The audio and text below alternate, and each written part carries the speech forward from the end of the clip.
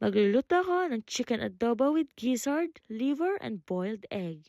Nagisa lang ako dito ng bawang at sibuyas. Pinagsabay ko ng gisahin dahil hindi ko alam kung ano ba ang uunahin ko. Ako lang ba yung bangong-bango habang nagigisa ng bawang at sibuyas? Hinintay ko lang lumabas yung aroma ng bawang at sibuyas at nilagyan ko na rin ito ng garlic powder, black pepper, and chicken powder. Ginisa ko lang ito hanggang mag-combine ang dry ingredients sa bawang at sibuyas. Sinunod ko na rin ilagay dito ang manok. Gigisahin ko lang itong manok bago ko ito takpan. After ko masimmer ng 15 to 20 minutes, binuksan ko na at hinalo-halo ko ulit. Sinunod ko namang ilagay dito ang balon-balunan. Malambot na ang ating balon-balunan dahil pinakuluan ko na yan ng mahigit 1 oras.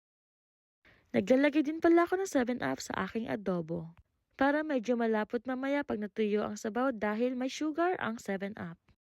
Naglagay na din ako ng toyo, dahan-dahan lang sa paglagay ng toyo para hindi masyadong maalat.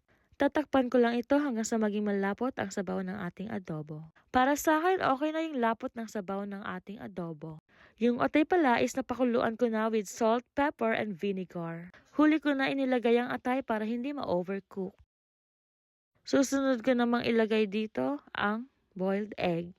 Pinakuluan ko lang ito ng 2 pang minuto and then ready to eat na. O diba? Ang sarap. Let's eat!